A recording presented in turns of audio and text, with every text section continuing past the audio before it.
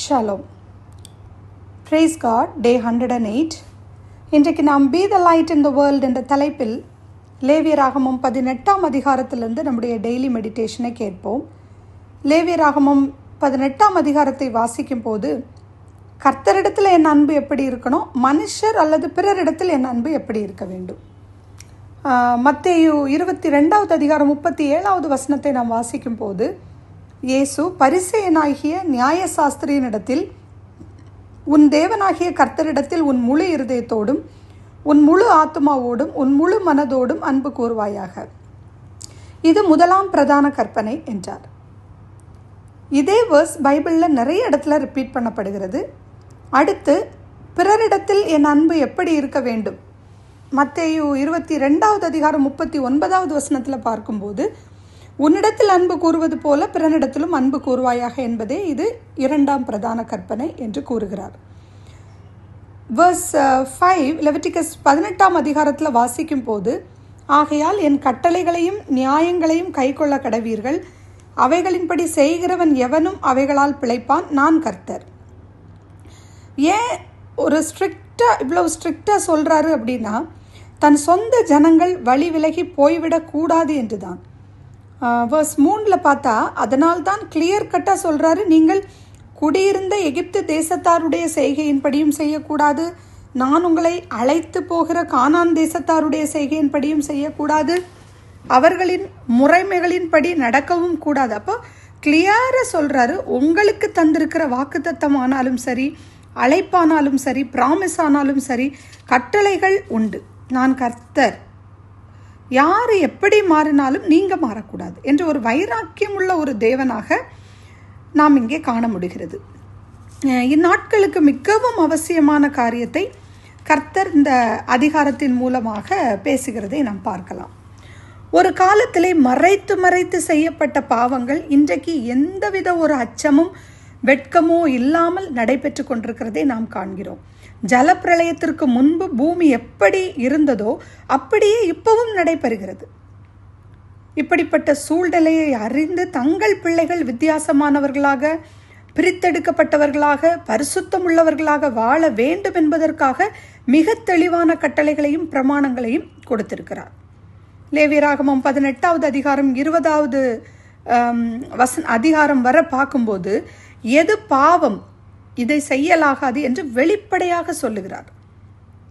மீட்கப்பட்ட இந்த கர்த்தருடைய பிள்ளைகள் இப்படிப்பட்ட பாவங்களுக்கு செல்லக்கூடாது என்பதை மோசே மூலமாக கர்த்தர் தெளிவாக விளக்குகிறார். வேர்ஸ் 21 நம்ம வாசிக்கும் போது லெவிட்டிகஸ் சாப்டர் 18 மோளேகுகை பற்றி சொல்லியிருக்கிறார். இது அப்சல்யூட்லி ஒரு சைட்டனிக் வர்ஷிப். இந்த மோளோகுகின் விக்கிரகம் எப்படி இருக்கும் அப்படின்னா, அந்த விக்கிரகத்தை சிவக்க பழுத்ததாக சூடேற்றுவாங்க. அதற்கு பலி கொடுக்கும்படியாக சிறிய குழந்தைகளை அப்படியே அதன் கரத்தில் வைத்து விடுவார்களாம். இதை நாம் நினச்சி கூட பார்க்க முடியல, எவ்வளோ ஒரு பயங்கரமாக இருக்குல்ல. இதே பேசிக்கான வசனங்கள் நிறைய இடங்களில் கொடுக்கப்பட்டிருக்கிறது. 2 ராஜாக்கள் 17ஆம் அதிகாரம் 31, எரேமியா 7வது அதிகாரம் 31, இந்த வசனங்களால் நீங்கள் லேட்டாக வாசித்து பாருங்கள். இந்த வசனத்தை நினைவூட்டுவதாக இருக்கிறது. இந்த கொடூர செயல் அவருடைய உண்மையான நாமத்திற்கு பரிசுத்த குலைச்சலாக இருக்கிறது. ஏனென்றால் சிறு பிள்ளைகளை அதிகமாக நேசிக்கிற கர்த்தர். அவர் காஸ்பலில் சொல்லும்போது சிறு பிள்ளைகளை என்னிடத்தில் வருகிறதற்கு இடம் கொடுங்கள், அவர்களை தடை பண்ணாதிருங்கள் அப்படின்னு சொல்லி அவர்களை நேசிக்கிற கர்த்தர்.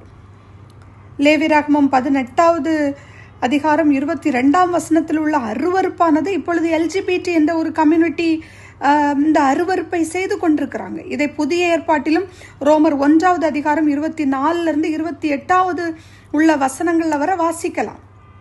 ஸோ இந்த ஒழுக்கக்கேடு, உலகத்திலே ஜனங்கள் போகும் திசையை பார்க்கும்போது உண்மையாய் கர்த்தரை நேசிக்கிற ஒவ்வொரு ஜனங்களுக்கும் கண்ணீர் தான் வரும். நாம் வாழும் ஒவ்வொரு நாளும் தேவன் இலவசமாக கொடுத்து கொண்டிருக்கிறார். நாம் அவருடைய சித்தத்தை புரிந்து கொண்டு அதோடு நம்மை கனெக்ட் பண்ண வேண்டும். வசனம் 26 30 வரை வாசிக்கும் போது அதில் வர்ஸ் 30 மறுபடியும் நான் உங்கள் தேவனாகிய கர்த்தர் என்று சொல்கிறார். வர்ஸ் 5 ஐ ஆம் த லார்ட் என்று கூறுகிறதை பார்க்கலாம். ஸோ தேவன் இங்கே 2 எச்சரிப்புகளை கொடுக்கிறார். நீங்களும் அந்த தேசத்தில் உள்ளவர்களைப் போல் பாவத்தில் தொடர்ந்தால் அதே ஆக்கினை உங்களுக்கும் வரும், இல்லை என்றால் அதைவிட கேடான ஆக்கினை வரும் என்று கண்டிப்பாக உணர்த்துகிறதை நாம் பார்க்க முடிகிறது. இதிலிருந்து தேவன் தேசம் எப்படி இருக்க வேண்டும் என்று விரும்புகிறார், தேசம் பரிசுத்தமாக இருக்க வேண்டும், அவருடைய அப்ஜெக்டிவ் பூமி முழுவதிலும் நீதி நியாயம் காணப்பட செய்ய வேண்டும் என்பதே அவருடைய முழு ஒரு பிரதான நோக்கமாக இருக்கிறதை நாம் இந்த அதிகாரத்தில் காண முடிகிறது. கர்த்தர் உங்களை ஆசீர்வதிப்பாராக. ஆமீன். நாம் ஜெபிப்போம். இரக்கமுள்ள தகப்பனே, இந்த அதிகாரங்களின் பலிகள் உம்முடைய பரிசுத்தம், டிசிப்ளின், ஒழுக்கத்தை பற்றி எவ்வளவாக வலியுறுத்துகிறீங்கப்பா. இந்த பாவங்களிலிருந்து எங்களையும் எங்கள் சந்ததிகளையும் மீட்டு பரிசுத்த ஜாதியாக உம்முடைய சொந்த ஜனமாயும் பிரித்தெடுத்திருக்கிறதுக்காய் உமக்கு நன்றியப்பா. எங்கள் தேசங்களிலும் நான் கர்த்தர் என்று உண்மையான அந்த பரிசுத்தமான தேவனை கண்டு கொள்ள உதவி செய்யுங்கப்பா. தேசங்கள் அருவருப்பினால் தீட்டுப்பட்டு விடாதபடிக்கு காத்து கொள்ளும். உம்முடைய நியாயத்தை காட்டுவீரானால் அதற்கு முன்னாக எங்களுக்கு நிற்க முடியாதப்பா. உமக்கு பிரியமில்லாததை நாங்களும் வெறுத்து ஒதுக்கத்தக்கதாகவும் அதை முழு பகையாய் பகைக்கவும் எங்கள் எண்ணங்களை உறுதிப்படுத்துங்கப்பா. துதி, கனம், மகிமை எல்லாம் உமக்கே செலுத்துகிறேன். இயேசு கிறிஸ்துவின் இனிதான நாமத்தில் துதிக்கிறேன் எங்கள் ஜீவனுள்ள நல்ல பரமபிதாவே. ஆமேன்.